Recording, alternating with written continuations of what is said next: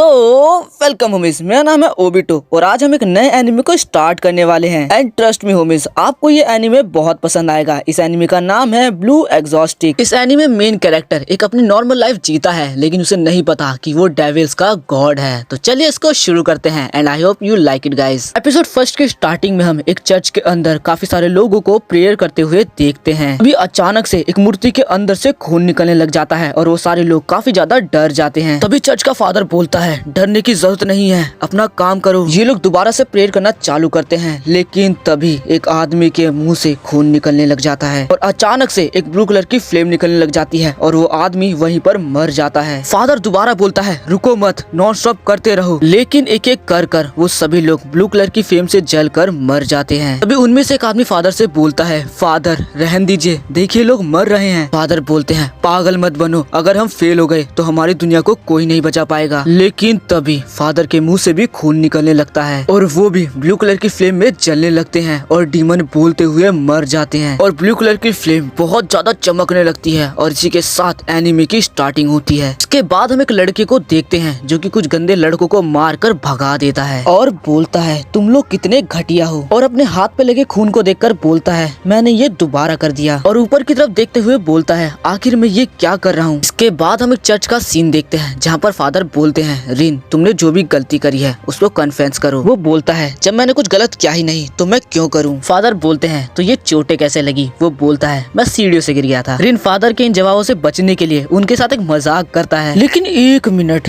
ये जोरो नहीं लग रहा और ये फादर कब बन गया, लगता है ये अपना रास्ता दोबारा भटक गया है। जिसके बाद फादर उसे बताते हैं कि तुम्हें तुम्हारी पार्ट टाइम जॉब से निकाल दिया गया है। रिन बोलता है, इसमें कौन सी बड़ी बात है, मुझे निकाला वो उनकी गलती है। फादर उसे समझाते हुए बोलते हैं, एक दिन तुम्हें इस चर्च से जाना पड़ेगा और खुद के दम पर जीना पड़ेगा, और तुम्हारा गार्डियन होने की वजह से ये मेरी ड्यूटी बनती है कि मैं उस समय के लिए तुम्हें तैयार करूं, या फिर तुम एक प्रीस्ट बनकर मेरे चर्च को संभाल सकते हो। वो बोलता है, मुझे आपकी इस बकवास से चर्च में कोई इंटरेस्ट नहीं है। तभी वहाँ एक लड़का आकर बोलता है, फादर मैं यहाँ से जाने के लिए तैयार हूँ। और वो रिन की तरफ देखते हुए बोलता है, तुम घर आ गए और ये क्या तुम दोबारा लड़कर आए हो। तभी वहाँ पर काम करने वाला एक आदमी बोलता है, देखो इन दोनों को, ये दोनों ट्विंस हैं, लेकिन दोनों एक दूसरे से बिल्कुल अलग हैं। जिसके बाद हमें बताया जाता है कि इसका नाम यूकियो है और ये रिन का जुड़वा भाई है। लेकिन यूकियो काफी ज्यादा टैलेंटेड और पढ़ाई में काफी ज्यादा अच्छा है और उसने अभी एंट्रेंस एग्जाम पास किया है एक हाई स्कूल का, और अब वो वहाँ सेपरेटली रहने जा रहा है। लेकिन वहीं दूसरी तरफ रिन बिल्कुल उसका उल्टा है, वो हमेशा परेशानियां खड़ी कर देता है। इसके बाद वहाँ काम करने वाले रिन को चिढ़ाने लग जाते हैं और रिन को काफी ज्यादा गुस्सा आ जाता है और वो चिल्लाकर बोलता है, चुप रहो। उसके चिल्लाते ही उधर हीटर में नीली कलर की आग लगती है और वो खराब हो जाता है। तभी वहाँ एक आदमी आकर अपने जोरो यानी कि इस फादर से बोलता है कि आपसे कोई मिलने आया है। ये सुनकर फादर बाहर चले जाते हैं। इसके बाद यूकियो रिन की मरहम पट्टी कर रहा होता है और उसे बताता है कि नेक्स्ट वीक से मेरा स्कूल स्टार्ट होने वाला है, इसीलिए मैं जा रहा हूँ। 15 साल यहाँ बिताने के बाद अब टाइम है कि मैं इस चर्च से चला जाऊँ। ये सुनकर रिन बोलता है, तो इसका मतलब ये आखिरी बार है जब तुम मेरी मरहम पट्टी कर रहे हो। यूकियो बोलता है, जब मैं एक डॉक्टर बन जाऊंगा तब मैं तुम्हारा इलाज करूंगा, वो भी बिल्कुल फ्री में, बिल्कुल इसी तरह। रिन अपनी चोट पे लगी पट्टी को देखकर बोलता है, तुम एक डॉक्टर बनना चाहते हो, मुझे भरोसा है तुम ये कर लोगे। इसके बाद यूकियो उसे समझाने लग जाता है, लेकिन रिन बोलता है, क्या तुम भी मुझे दोबारा लेक्चर देना चाहते हो। वो बोलता है, नहीं, मैं तुम्हारी चिंता करता हूँ और मैं ही नहीं बल्कि फादर भी तुम्हारी चिंता करते हैं। तुम हर दिन किसी न किसी से लड़कर आते हो और हर बार जॉब से निकाले जाते हो। रिन बोलता है, मुझे पता है, मैं भी इसके बारे में बहुत ज्यादा चिंता करता हूँ, लेकिन मैं क्या करूँ। जिसके बाद रिन उसे बताता है कि वो लड़के कुछ कबूतरों को मार रहे थे और ये मेरे से देखा नहीं गया और उन लोगों ने रिन की बात नहीं मानी और इसीलिए रिन ने उन्हें मारा। ये सब वो यूकियो को समझा देता है। तभी यहाँ पर जो चर्च में काम करते हैं वो लोग आते हैं और रिन से बोलते हैं, पास में ही एक नया शॉपिंग मॉल खुला है और हमने तुम्हारा अपॉइंटमेंट फिक्स कर दिया है। रिन गुस्से में बोलता है, आखिर मेरे से बिना पूछे तुम ये कैसे कर सकते हो। उनमें से एक बोलता है, अब शिकायत मत करो, ये लो इंटरव्यू के लिए मेरा सूट। और वो सब इंटरव्यू के लिए कुछ न कुछ रिन को देते हैं और बोलते हैं कि इसे गंदा मत करना। और ये सब देख कर रिन बोलता है, लगता है मेरे पास कोई चॉइस नहीं है। इसके बाद हम रिन को देखते हैं जिससे एक टाई नहीं बांधी जा रही होती है, इसीलिए वो उस टाई को बिना पहने ही बाहर जाने लगता है। तभी वो देखता है कि फादर एक बच्ची को समझा रहे होते हैं। वो बोलते हैं, अगर तुम्हें कुछ भी परेशानी हो तो अपने मम्मी डैडी से बोलना, और अगर वो ना सुने तो तुम मुझसे भी बोल सकती हो। इसके बाद वो बच्ची अपनी मम्मी के साथ यहाँ से चली जाती है। तभी रिन आकर फादर से बोलता है, मुश्किल होता होगा ना एक एग्जॉस्टिक होना। एंड गाई एग्जॉस्टिक का मतलब होता है भूत प्रेतों को भगाने वाला। आप इसे ऐसे भी समझ सकते हो कि जैसे जुजुत्सु काइसन में कर्सेस को भगाते हैं, उसी तरह से ये एग्जॉस्टिक होते हैं। फिर इसके बाद रिन आगे बोलता है, ऐसे चीजों को भगाना जो कि एग्जिस्ट ही नहीं करती। फादर बोलते हैं, डीमन एग्जिस्ट करते हैं। रिन बोलता है, ये सारी बातें बिल्कुल बकवास बकवास है। फादर बोलते हैं छोड़ो इन सब बातों को, ये बताओ तुम ये सूट पहनकर कहाँ जा रहे हो और तुमने टाई क्यों नहीं बांधा, क्या तुम्हें बांधना नहीं आता। जिसके बाद फादर उसकी टाई उसके गले में बांधने लगते हैं और बोलते हैं जब तुम छोटे बच्चे थे तब तुम काफी क्यूट थे और हमेशा मेरे पीछे लगे रहते थे। रिन बोलता है वो काफी पुरानी बात है और अब मैं बड़ा हो चुका हूँ। लेकिन फादर उसका मजाक उड़ाते हुए बोलते हैं कौन बड़ा हो गया है यहाँ पर, मुझे तो कोई नहीं दिख रहा, क्या तुम बड़े हो गए हो। और ऐसा बोलकर वो उस पर हंसने लगते हैं। तभी रिन बोलता है तो ठीक है, अब मैं आपको साबित करके रहूंगा कि मैं बड़ा हो चुका हूँ और खुद के दम पर जी सकता हूँ। और ऐसा कहकर वो यहाँ से इंटरव्यू के लिए निकल जाता है। जिसके बाद यहाँ उस मॉल में उसका इंटरव्यू हो रहा होता है। उसकी बॉस उससे बोलती है अगर तुम यहाँ काम करना चाहते हो तो ये सारे बॉक्सेस को उठाकर बाहर रख दो। रिन पहले बॉक्सेस को देखकर हैरान होता है लेकिन फिर वो मान जाता है। जिसके बाद रिन काफी सारे बॉक्सेस को एक साथ उठाकर बाहर रखने लगता है और ये देखकर उसकी बॉस एकदम हैरान हो जाती है कि उसने सारे बॉक्सेस को बाहर रख दिया है। लेकिन जैसे ही वो आखिरी बॉक्स रखने वाला होता है वो बॉक्स उस बॉस के ऊपर ही गिर जाता है और ऐसे ही एक एक कर कर कामों को सही करने के बजाय उनको बिगाड़ देता है और इसीलिए उसकी बॉस उसे बहुत डांटती है। बेचारा रिन सब कुछ सुनने के बाद एक कोने में मॉल के अंदर बैठा होता है। तभी मॉल की वर्कर रिन को खाने के लिए कुछ नूडल ऑफर करती है और रिन जैसे उन्हें खाता है वो उसे बहुत बेकार लगता है। वो वर्कर बताती है कि अगर मैंने इसे नहीं सेल किया तो बॉस मुझे निकाल देगी। तभी रिन बोलता है तो क्यों ना एक बार मैं इसे बनाता हूँ। इसके बाद रिन उन नूडल्स को बनाता है और वो नूडल्स कस्टमर्स को बहुत अच्छे लगते हैं और उन नूडल्स की सेल भी बढ़ जाती है। तभी वहाँ पर बॉस आ जाती है और जैसे ही वो उन नूडल्स को चखती है उसे वो बहुत अच्छा लगता है और इसीलिए वो रिन को हायर कर लेती है और उससे बोलती है कल से तुम अपना काम चालू कर सकती हो और लेट होने की कोशिश बिल्कुल मत करना। इसके बाद रिन चर्च में कॉल कर बताता है कि उसे हायर कर लिया गया है और उसको जॉब परमानेंटली मिल चुकी है। ये सुनकर यूकियो और चर्च में सारे लोग काफी ज्यादा खुश होते हैं। तभी रिन उससे बोलते हैं तुम जल्दी से घर आ जाओ, आज हम तुम्हारी जॉब मिलने की खुशी और यूकियो के फेयरवेल को सेलिब्रेट करेंगे सुकियाकी की पार्टी कर कर। ये सुनकर रिन खुश हो जाता है और चर्च आने के लिए निकलता है। लेकिन तभी वो देखता है कि एक छोटी सी लड़की का स्कार्फ उड़ रहा है, इसलिए उसे पकड़ लेता है और वो जैसे ही उस लड़की को देखता है तो उसे याद आ जाता है कि ये तो सुबह चर्च आई थी। तभी उस लड़की का स्कार्फ दोबारा से उड़ने लगता है और रिन देखता है कि उसका स्कार्फ एक मंकी जैसा दिखने वाला मॉन्स्टर लेकर भाग रहा है। रिन को कुछ भी समझ नहीं आता, इसीलिए वो उस मॉन्स्टर का पीछा करने लगता है। तभी वो मॉन्स्टर एक ऊंचाई वाली जगह पर चढ़ जाता है और वो छोटी बच्ची भी वहीं पर होती है और वो सारा सामान उस बच्ची के ऊपर गिरने वाला होता है, लेकिन रिन उसे बचा लेता है। इसके बाद हम सभी लोगों को चर्च में देखते हैं जो कि सभी रिन का वेट कर रहे होते हैं पार्टी करने के लिए। वो काफी ज्यादा लेट हो जाता है इसीलिए यूकियो उसे ढूंढने निकल जाता है। वहीं हम रिन को देखते हैं जो कि एक पार्क में बैठा होता है। तभी वहाँ पर यूकियो आ जाता है और उससे बोलता है कि पार्टी में सब लोग तुम्हारा इंतजार कर रहे हैं, चलो। रिन यूकियो को बताता है कि मुझे जॉब से निकाल दिया गया है। यूकियो बोलता है मुझे एक्सप्लेन करो कि हर बार तुम्हें ही क्यों निकालते हैं। वो बोलता है मुझे खुद ही नहीं पता, मुझे खुद ही समझ में नहीं आया कि क्या हुआ है। के बाद यूकियो उससे सॉरी बोलता है और उसके साथ घर जाने लगता है। और जैसे ही वो चर्च पहुंचता है वो देखता है कि वो बच्ची अपने फादर के साथ आई है। उस बच्ची का फादर रिन का शुक्रिया करता है और बोलता है मेरी बच्ची बहुत ज्यादा केयरलेस है, हमेशा स्टेज से भी गिर जाती है। रिन उस बच्ची के फादर को समझाता है कि ऐसा कुछ नहीं है, आपकी बच्ची केयरलेस नहीं है, मैंने खुद अपनी आंखों से देखा था एक मंकी जैसे दिखने वाला जानवर उसका स्कार्फ लेकर भाग रहा था, आपकी बच्ची को परेशान किया जा रहा है, वो ऐसी नहीं है। ये सुनकर उसका फादर यहाँ से जाने लगता है और बोलता है मैं जा रहा हूँ स्कूल के बच्चों से बात करने कि आखिर मेरी बच्ची को कौन परेशान कर रहा है। लेकिन तभी वो लड़की अपने फादर का हाथ रोककर बोलती है मुझे कोई परेशान नहीं कर रहा है, जो मुझे परेशान कर रहा है वो कोई बच्चा नहीं है, वो एक मॉन्स्टर है, वो हमेशा मुझे परेशान करता रहता है। लेकिन उसका फादर उसकी बात नहीं सुनता और बोलता है बेटा ये तुम्हारे इमेजिनेशन है। ये सुनकर रिन को गुस्सा आ जाता है और वो चिल्लाते हुए कहता है आप अपनी बच्ची की बात को सुनिए, तो वो किस पे भरोसा करेगी जब उसके पेरेंट्स उसकी बात को नहीं सुनेंगे। तभी फादर इनको चुप कराते हुए उस बच्ची को कुछ देते हैं और बोलते हैं ये 4 क्लिप ट्री तुम्हारी हमेशा रक्षा करेगा। जिसके बाद वो बच्ची अपने फादर के साथ यहाँ से चली जाती है। इसके बाद फादर इनको बोलते हैं सुकियाकी तुम्हारे लिए नहीं है क्योंकि तुमने बहुत गड़बड़ करी। इसके बाद बहुत रात को हम फादर को देखते हैं जो कि एक अंडरग्राउंड जगह पर जाते हैं और एक अलमारी को खोलकर एक स्वॉर्ड को देखते हुए बोलते हैं मुझे लगा ही था कि ऐसा ही कुछ हुआ है। इसके बाद सुबह हो जाती है और रिन बेड से उठ जाता है और यूकियो यहाँ से जा चुका होता है। अब रिन जैसे ही खिड़की के बाहर देखता है तो वो हैरान हो जाता है और बोलता है आखिर ये क्या है। इसके बाद वो घर से बाहर आकर देखता है तो पाता है कि ये काफी सारे बग्स हैं लेकिन कोई भी इन्हें देख नहीं पा रहा सिर्फ रिन के अलावा। तभी यहाँ पर वो लड़के आ जाते हैं जिनसे रिन ने लड़ाई करी थी और वो रिन को अकेले में बुलाते हैं उससे बातचीत करने के लिए। इसके बाद रिन उसको देखकर सोचता है आखिर इसके साथ हुआ क्या है। तभी वो लड़का बोलता है तो बताओ तुम्हें कितने पैसे चाहिए। रिन पूछता है आखिर क्यों। वो लड़का बोलता है मेरे मदर फादर बहुत ज्यादा फेमस है और मैं भी उसी स्कूल में जाऊंगा जहाँ तुम्हारा भाई जा रहा है, तो हम बस उसे वहाँ परेशान करेंगे और इसीलिए मैं तुम्हें चुप रहने के लिए पैसे दे रहा हूँ। रिन बोलता है अपने पैसे को अपने पास रखो और उसे छूने की कोशिश कोशिश भी मत करना। तभी वो पैसा दिखाते हुए रिन को उसके भाई के बारे में उल्टा बोलने लगता है। रिन को गुस्सा आ जाता है और वो उसे खींच कर एक मुक्का मारता है और बोलता है तुम्हें मेरे बारे में जो बोलना है बोलो, लेकिन मेरे भाई के बारे में कुछ मत बोलना। तभी उस लड़के के अंदर से काफी सारे बग्स निकलने लगते हैं और वो एक मॉन्स्टर में बदल जाता है और ये सिर्फ रिन को दिख रहा था। तभी उस लड़के के दोस्त रिन को पकड़ लेते हैं और वो लड़का एक गर्म लोहे की रोड से रिन पर अटैक करने आता है। अब वो रिन को बस उस रोड से जलाने ही वाला था, तभी रिन चीखता है और उसके अंदर से ब्लू कलर की फ्लेम निकलने लगती है। ये देखकर उस लड़के के दोस्त काफी ज्यादा डर जाते हैं और यहाँ से भाग जाते हैं। लेकिन हम देखते हैं कि उन फ्लेम से रिन को कुछ नहीं होता और वो ब्लू फ्लेम रिन की पावर बन जाते हैं। वो लड़के की आवाज बदल जाती है और वो रिन की तरफ बढ़ते हुए बोलता है मैं बिल्कुल सही था,